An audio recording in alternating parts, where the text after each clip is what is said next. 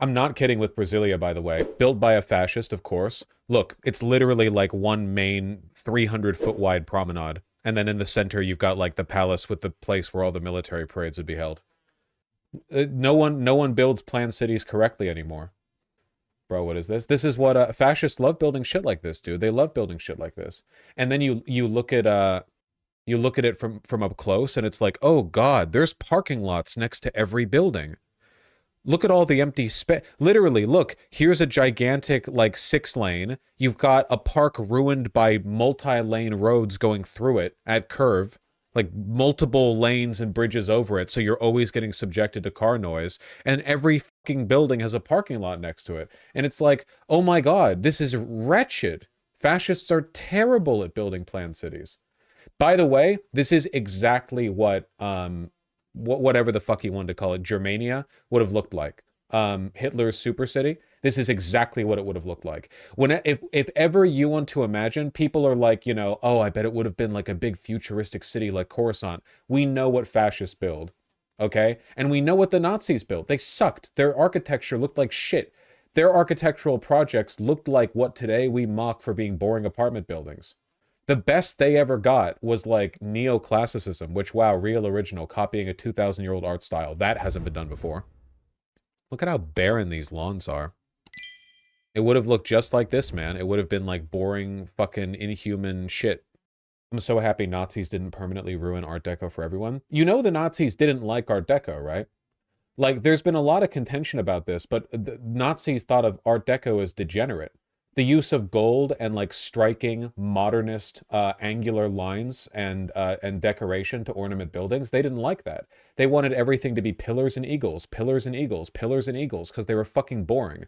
Nazi insignia, flags, pillars and eagles, neoclassicism, neoclassicism, neoclassicism. There were some Nazi artists who liked Art Deco, but largely they thought it was degenerate. The reason why modern Nazis like Art Deco is because they were born today, so they think of it as classic. To modern Nazis, they think of that aesthetic as being like, you know, retro and cool and like when we still built things. But back in the day, the Nazis didn't think that. I mean, the funny thing is, if you want to get a better feel for what the Art Deco associate, or the Art Deco like association was at the time, FDR literally had, you've probably seen the meme of this, as like a cartoon ad for himself, like, it's too late, I have already depicted myself as the retro futurist stainless steel Art Deco train, and you as the seething, coal belching, you know, like locomotive.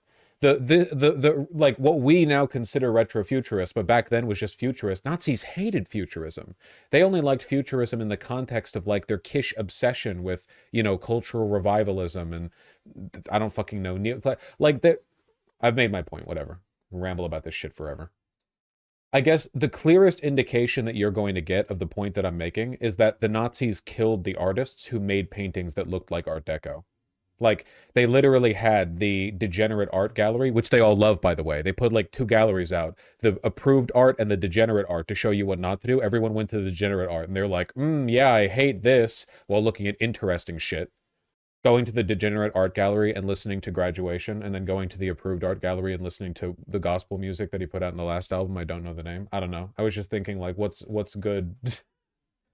I'm not kidding, though, about the despising futurism. If you look at the shit the Nazis built, it was boring as shit. They just built big because that's the only thing they knew how to do. What if we, guys, what if we built something, what if we built something that was imposed? Guys, I'm so smart and I have an idea. What if we represented the might of our empire by building a building that was big? Will it have stuff to do? No. Will it have interesting ornamentation? No. Will it have swastikas? Oh, yes. That's the only ornamentation that's allowed, as a matter of fact. Apart from that, though, sorry, it's just a big concrete building. You know what these would be described as if we had them today? Brutalist. A lot of the architecture that they were building into was, I would argue, unironically proto-brutalist, or at the very least, brutalism without the self-consciousness of brutalist artists. Because brutalism is deliberate. It's thoughtful. It's a deliberate play on the cold, austere steel and concrete and what have you but trying to bend it into forms that are making an artistic statement, which I like. And then you've got stuff like this, where it's like literally just build a giant concrete or stone wall or whatever. Like, I'm real sorry.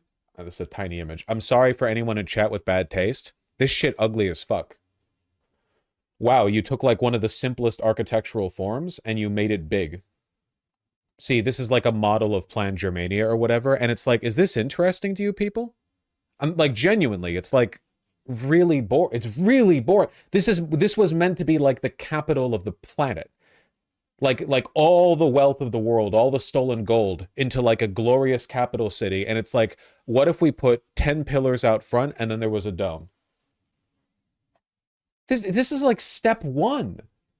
But they were creaming their pants over this. They were like building models of it, and Hitler, who loved his models, he was going, ooh, you know? He was excited. He loved that shit, you know? There's no point of interest anywhere. Yeah, and there's no ornamentation, which is insane. For buildings this large, and it's literally just like, yep, from foot 200 to foot 350, it's literally just going to be a dome. Like, no carvings? On the you're working in masonry. You're not going to build gargoyles or carvings or any of the stuff that we associate with that. It's literally just going to be a fucking cap. Build this shit in Minecraft. Mosque ad design. Don't insult mosques. Google beautiful mosque, okay? This was uniquely boring. Because the only artistic statement the Nazis were interested in making was that these were big because they're powerful. And that's it. That was literally the only thing they had to say. There was no other commentary. Terrible, terrible artists. Anyway, can everyone looking at this understand how different this is to Art Deco? I just hate the misconception that Nazis liked Art Deco because it comes up a lot. If you look at Art Deco ornamentation, it is the literal fucking opposite in every. It's bombastic, angular, modern, not neoclassicist at all. As far away from that as you can get, basically. Loud in color and design, playing with like glass and form and stuff like that. The Nazis thought this was degenerate. They thought this was black. They thought this was Jewish. They didn't like it. And they had shit-ass taste, man. And the funniest thing is, modern Nazis agree. They did have shit-ass taste. So rather than acknowledge that real Nazis had bad taste, they're like, well, actually, no, the Nazis liked Art Deco. No, they didn't. No Nazi architect could have built the outside of the Chrysler building. The cap of the Chrysler building was an artistic monument which exceeds the capacity for understanding that any Nazi at that time had. Yeah, they simply did not have the neural ability.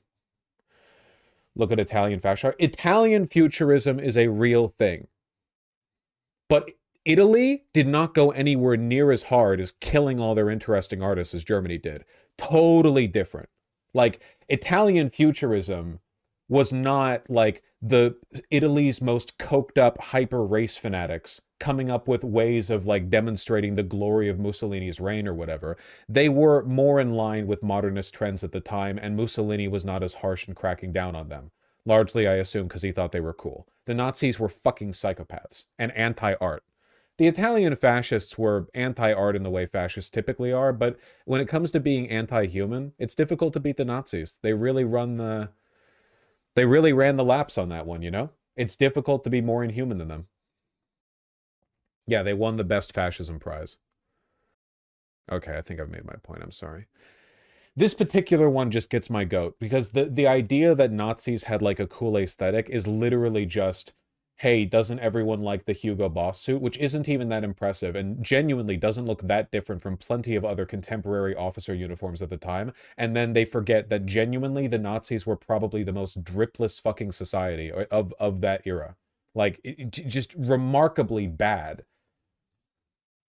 Pisses me off, man. Okay, sorry. That got me going for a while. You black out there for a second? Every time I think about architecture, yeah. Basically. Just takes over.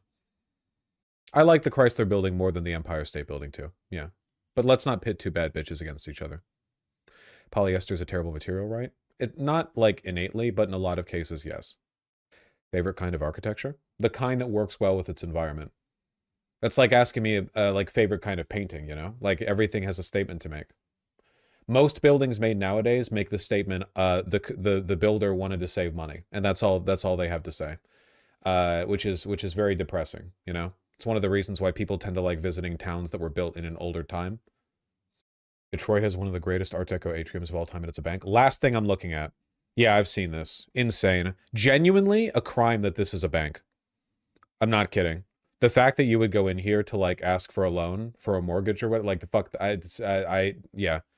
It's unbelievably beautiful. It should not be condemned to that.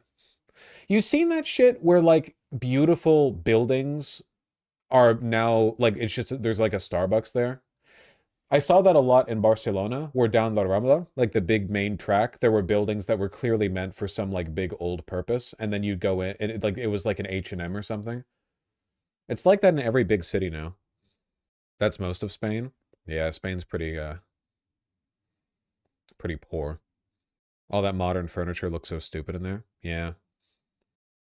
A lot of it comes down to the relative cost of material and the labor. The highly detailed buildings of the past from when material was more expensive and labor was cheaper now were the opposite. Yeah, but it's not just that. It's also just a lack of care for beauty. Like back then, like they still didn't have to do the ornamentation that they did for a lot of those old buildings. They did it because there was genuine civic value and clout in like patronizing the construction of a beautiful building. To get your name stamped on it, like in Chicago or New York, which happened all the time. You know, wealthy people would fund the construction of some big new building. It's true that labor gets more expensive, ornamentation gets harder to do relative to the cost, and I get that. Like, I understand those are legitimate costs, but the big one is just that nobody cares about making it beautiful anymore.